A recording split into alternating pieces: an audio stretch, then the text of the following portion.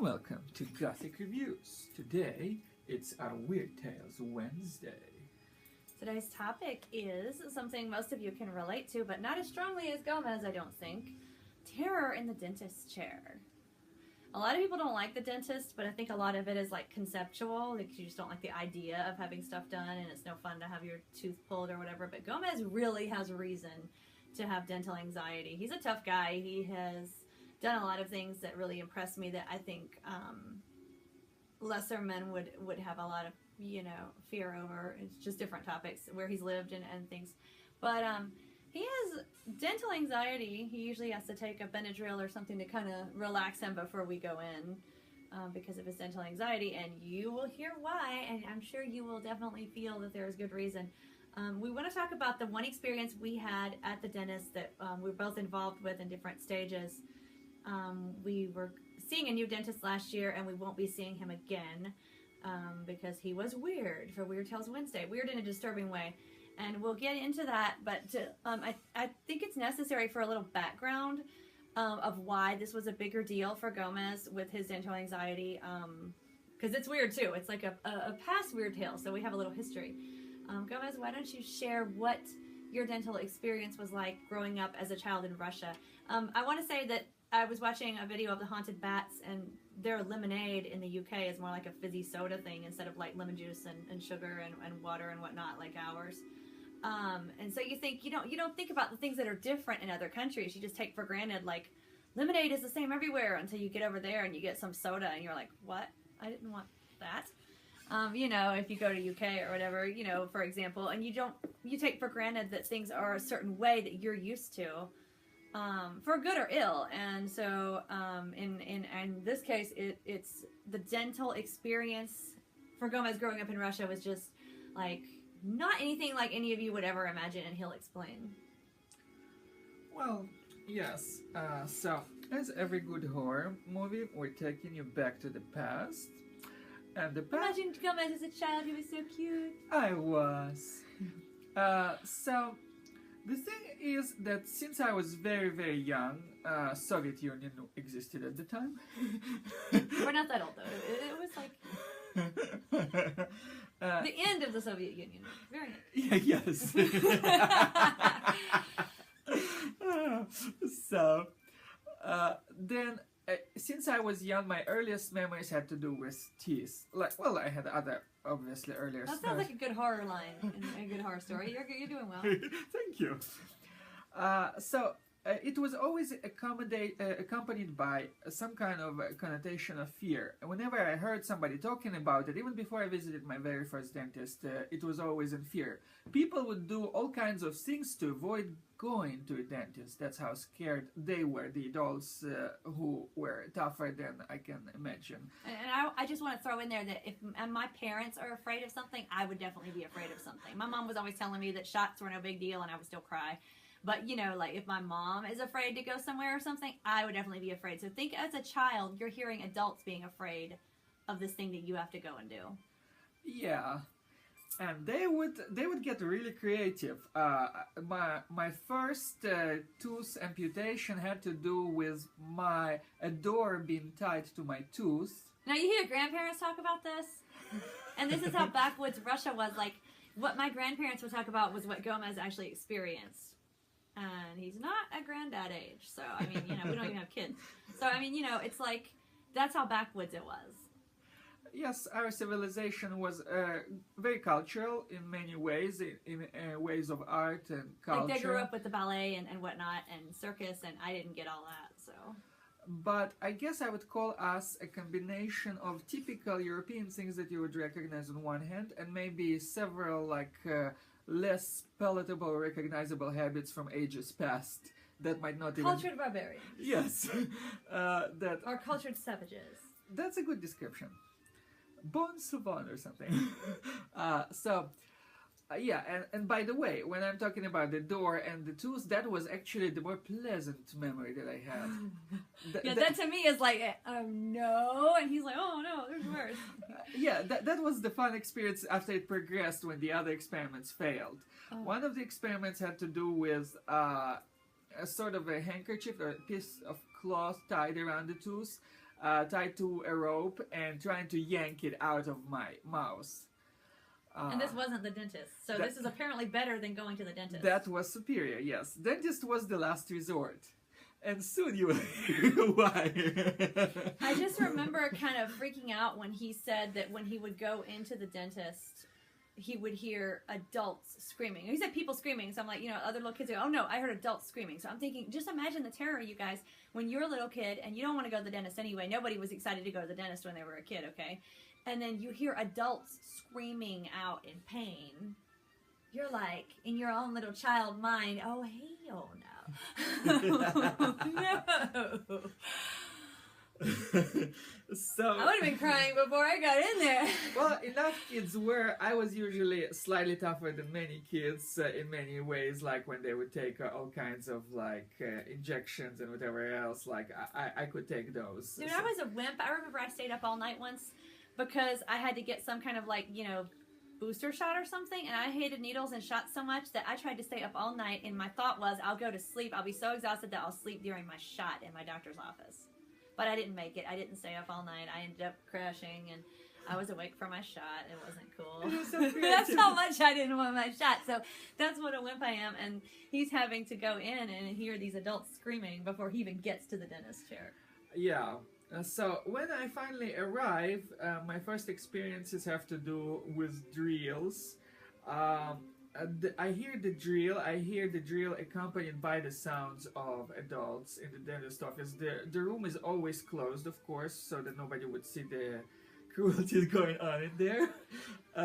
And I hear loud shrieks. Then I see people coming where they don't have a little cute bandage the way maybe somebody would have these days, but the whole jaw would be bandaged because it was like a major big surgery type of thing. Well, these days you don't really get any bandages with just the drilling in a cavity. Yeah, you would really have to, but I was saying just in the worst possible case for comparison.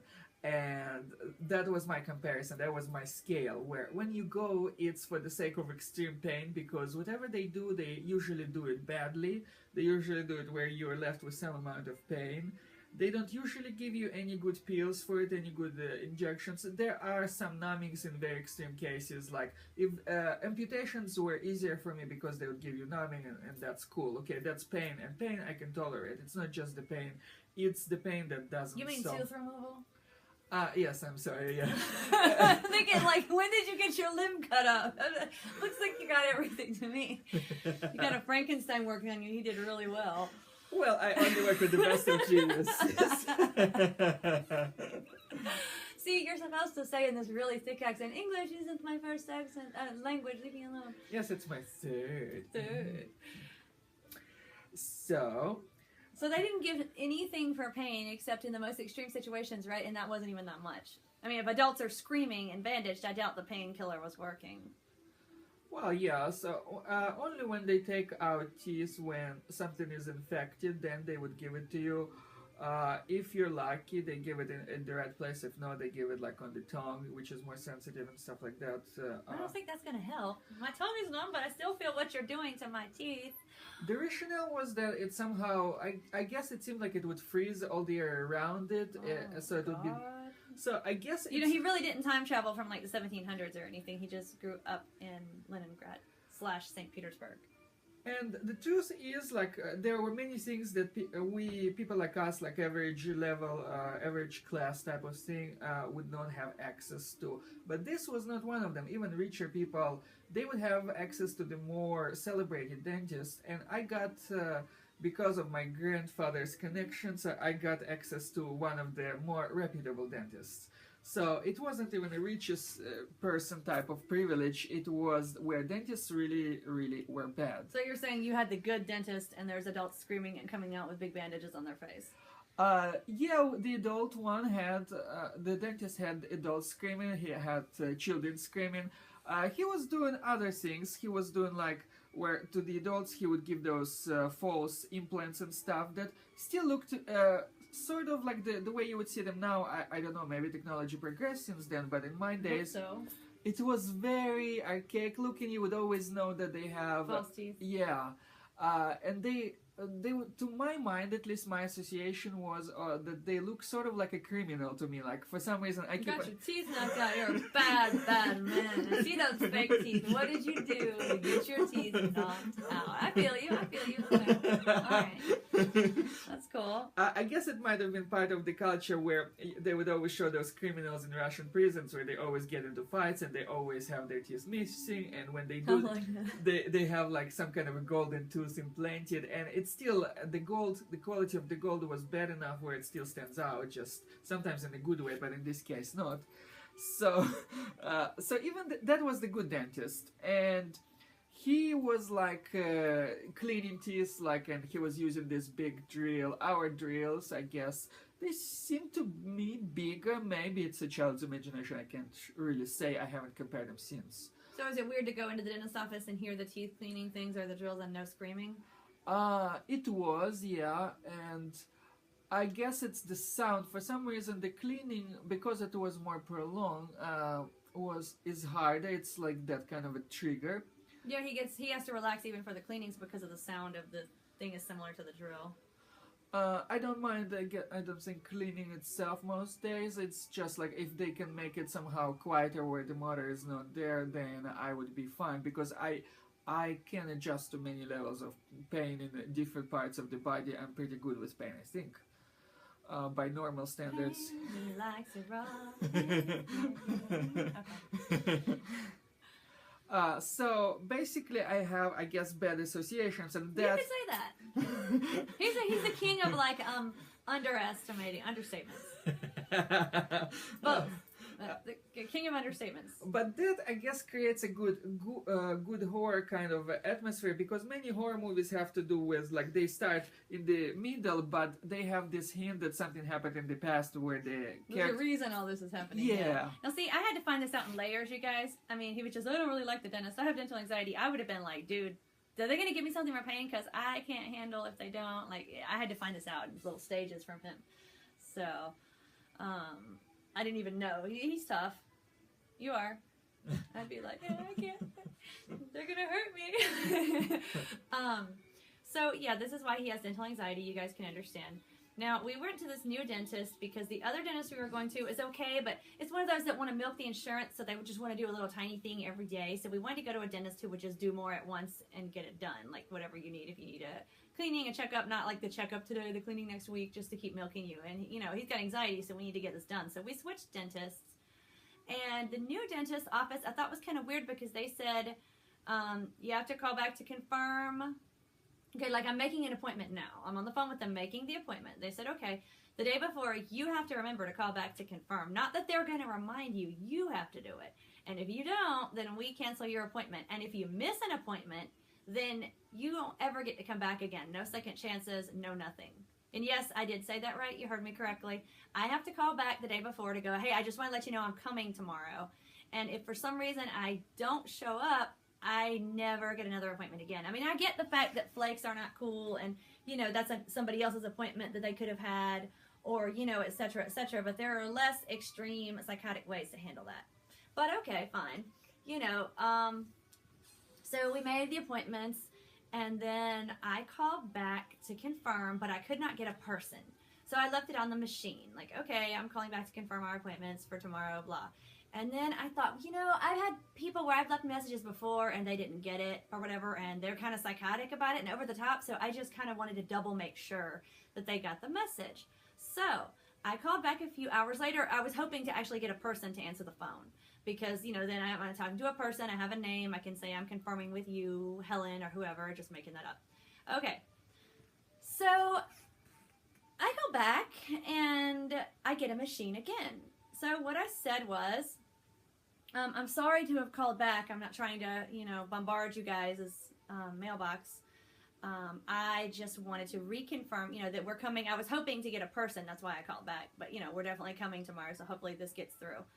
And then I was done. I was like, you know, to Gomez, I'm not calling back again. And I don't want to keep bombarding them. But, you know, I just explained why I called twice. Like, I was hoping to get a person the second time, you know, to confirm. But, you know, we're coming, so whatever. And we came, and everything was fine. And then we're in the middle of Gomez's teeth cleaning. So there's this drill sound that he doesn't like. Okay. And then the dentist, who is cleaning Gomez's teeth, proceeds to, and I don't under-exaggerate, I'm very literal. I know you guys have mainly just seen us give reviews, but I'm kind of like Spock, okay? I'm very precise, very literal. I never over-exaggerate unless I'm laughing and joking and you can tell. I don't, even though I'm Irish descent, I don't tell the big, long Irish stories that are like 2/3 not true and exaggerated. I am very literal. So I am very literal when I say he started yelling at me. Not Gomez, the dentist. Started yelling at me while he had the cleaning thing in Gomez's mouth. And it's like you don't want the dentist while he's doing anything in your mouth, even though it's just a cleaning. You don't want him talking or doing anything else to anybody else. You know, had that little sharp pokey thing in there too, right? Like, yeah. And his hand, he's already old, and he has something... He's old, like 80, and he's still working. Yeah, and I'm not prejudiced against old people. Our old chiropractor still was so strong that he always impressed me. No, so, he was a bomb. Yeah, so it's not that, okay, you are like a prejudiced, like geriatric phobe or something. Geriaphobe. Old people scare me. They do when they drive. But his hand began to quiver a little, and yes, I might be more sensitive to that kind of occurrence. Oh, that's okay. I mean, you have reason. It's cool. But he has control over my mouth. I'm not even able to swallow too much. That's how my mouth is filled with whatever he is doing. Yeah, he wasn't doing that suction thing enough because he's busy yelling at me. Yeah. And this is a guy with hard dental anxiety for a good reason. Yeah. And I'm usually patient, I think, most of the time. Oh, you are. You have the patience of a saint. I don't, so we balance each other. So that was not the kind of time that I could have remained patient if my mouth was allowed to close fully. He was ready to bite. Yes. Bite you, dude, but I couldn't close my mouth. It's like, and it's again the case, just like in our other video, it's a case of a perfect timing. Again, just like a horror movie, something happens at the worst moment, and it happens when you have nothing to do about it. I used to think that I'm cold. Are you cold? I'm still cold. I'm like shivering. No, Slappy keeps me warm, but that's you good. can I keep maybe... turning up the heat. I'm cold, and what happens? You keep turning it up, then it gets hot. And you're like, oh my god, it's so hot. But anyway, it's like we used to watch the horror movies, and when Gomez just talked about timing, you would think, okay, this is just bull. It's not going to always be, the car's not going to be broken right now while the serial killer. Of course, it's the car's not going to start. Yeah, of course. We've really seen a lot of our weird situations. Timing does screw us.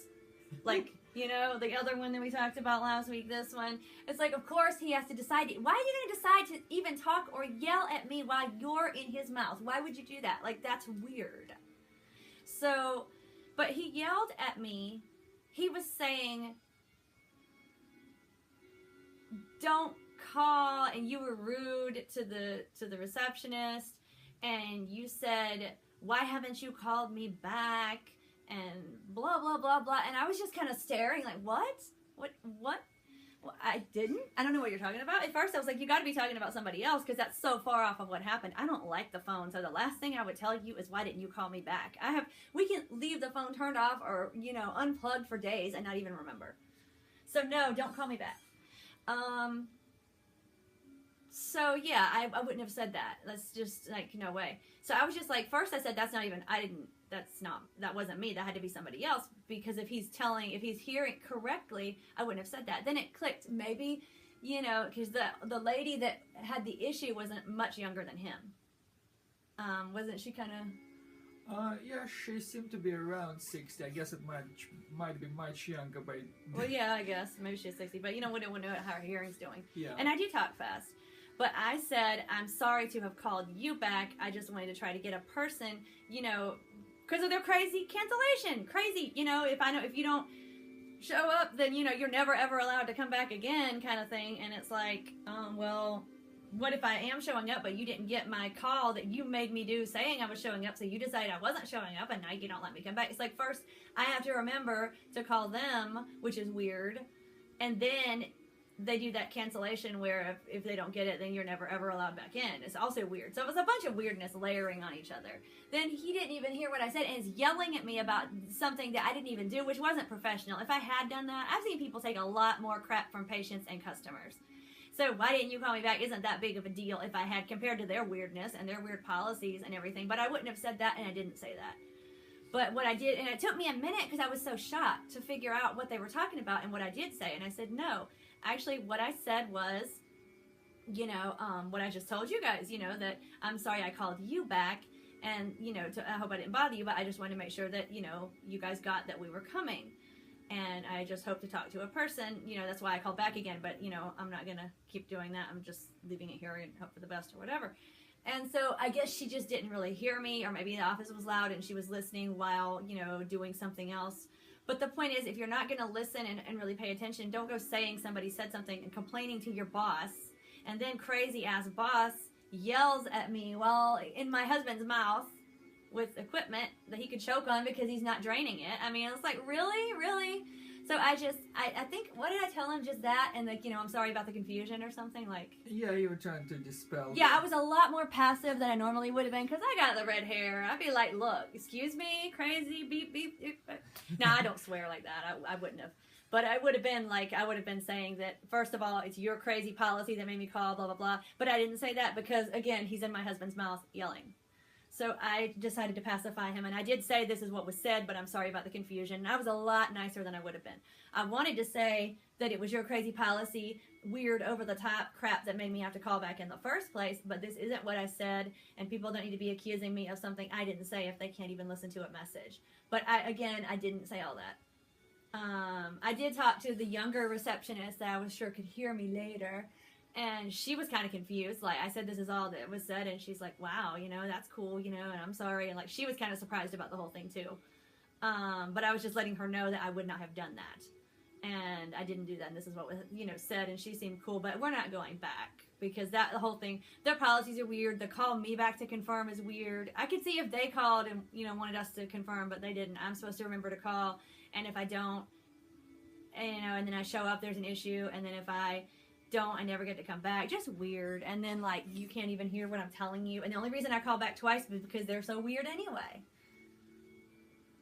And I felt like, just like before where in our previous video, the madness was governing the actions of the body. In this case, it was a strong emotion that seemed to be responsible for the safety of my mouth than any kind of deliberate, conscious thought. Because every time he would get angry, he would press harder on my tooth, and it felt sharper, whatever he was doing. And why would he even choose to address me while he's in his mouth? That was what was weird. It weirded me out. Well, I mean, a time and a place, dude. You're yelling at me about being inappropriate when I didn't even do that.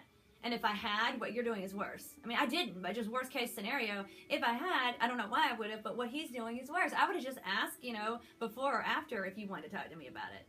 But you don't yell at your patient. He was yelling. Yeah. And you don't do it while in someone's mouth. So it was, to me, and I guess Gomez would probably feel the same way, when something happens, it's not just that we don't like it or it wasn't cool, it was that weird and out of place. Again, like a horror movie or a weird dream. Like, this doesn't make sense here. And then your mind doesn't really know what to do with it. You're just like, what? Yeah. It's just like, again, similar to waiting for a car, like trying to escape and then the wrong timing. So it's like the best combination of horror factors where somebody, say, moves to a haunted house and then moves away and then they find another haunted house. So it's like that kind of a scene on one, and the timing where it's the worst possible time where the killer is coming to get you, and that's where your car wouldn't move at all. So now we believe that. I used to think that was just contrived and everything, but now we believe it. But this wasn't as bad as worrying that the starved guy was going to snap and kill us all on Christmas at all. We're not trying to compare that, but we thought a lot of people have dental horrors, and they might be interested in our little, you know, past and present dental weirdnesses. So again, we weren't, you know, worried for our lives or anything, but it was just weird, and I don't want old dude back in my mouth again, or his. So we're not going back, and the whole thing was just weird. And so a weird tales, a weird experience, but, you know, surreal the way it was happening, and which made it more weird even still. So if you guys have any fun dental experiences, do share in the comments below. And we hope you've enjoyed this. If you're new, please like, share, subscribe, because we have Weird Tales every Wednesday, and the rest of the time we do spooky review products of all the fun spooky stuff that we acquire and share with you guys, so you can acquire it too if you like. And until then, try to enjoy the daylight.